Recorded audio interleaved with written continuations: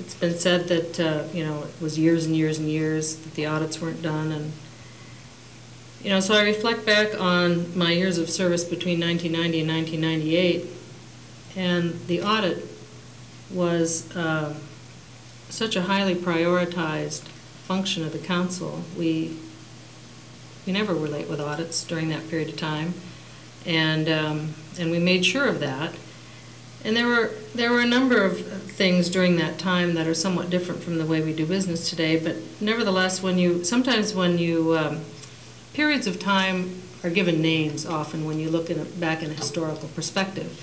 And there have been a number of people who have termed those years the golden years.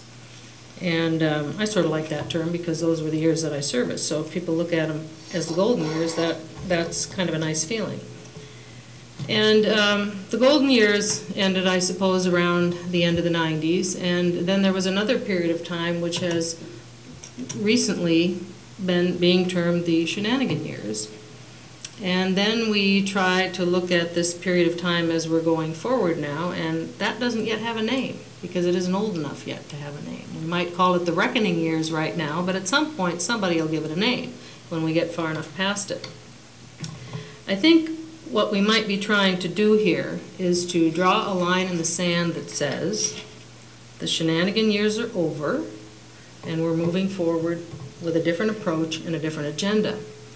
And I say that because I think that the people of Sierra Madre have an extremely difficult time understanding why for so many years the audits were not complete, which therefore then led to the inadequate information. I hate to call it misinformation, but it certainly was inadequate information that was given to the public at the time they voted for the UUT.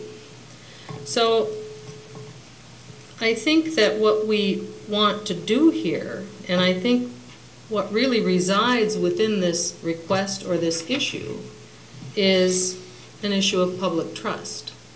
And how do we restore that public trust so that this council can continue to go forward? When you even talk about doing an audit like this, and I certainly agree that an internal control audit would be very beneficial, I think staff has even indicated that that would be something that would be useful to them. But when you first start to look at an audit, and you ask yourself why you're looking at this audit, the issue always becomes public trust and what are the things that we're looking for.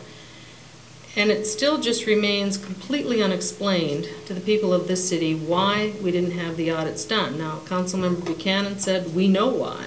I mean, I think you simply said, we know what the problem is and we know why. I think it would be very beneficial to explain that in a way to this public that they would really understand.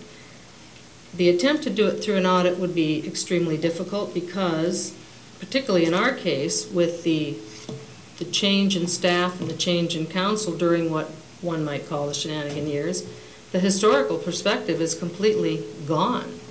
I mean, the effort that was put in by Karen Schneider and Elaine Aguilar to bring these audits up to date was a yeoman's effort. When they first began, there wasn't enough historical perspective to make it easy for them to do, so they had to make some assumptions, they had to put some things in place so they could go forward. And so really to conduct an audit that might establish all of that public trust would be enormously expensive, as has been stated, and it may not even be possible because the challenge would be too great in creating the historical perspective.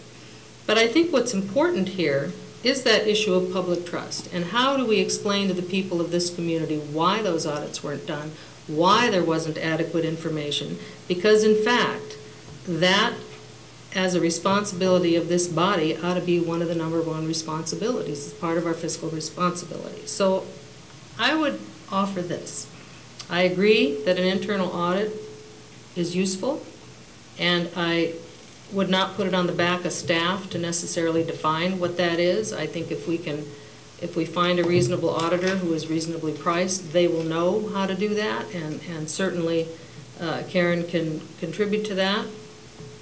But I think what we really owe the public here is an explanation as to why these audits never took place.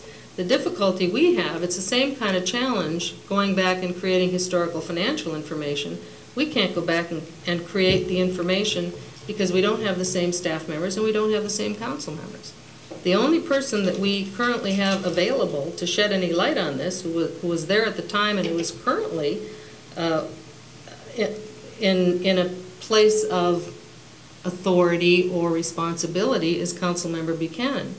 So what I would like to ask is that we ask Councilmember Buchanan to flesh out some of the comments that he made earlier, which is why we know why the audits fell behind, we know why the internal record keeping wasn't accurate, we know what the problems were, and flesh them out in a way that this community can understand and can accept, so that that, in combination with an internal audit review, will be complete enough and sufficient enough to restore the public trust. So I would ask Councilmember Buchanan that you be willing to do that and bring that back at a date that you think would be appropriate in terms of timing, so that we can put that trust back in place.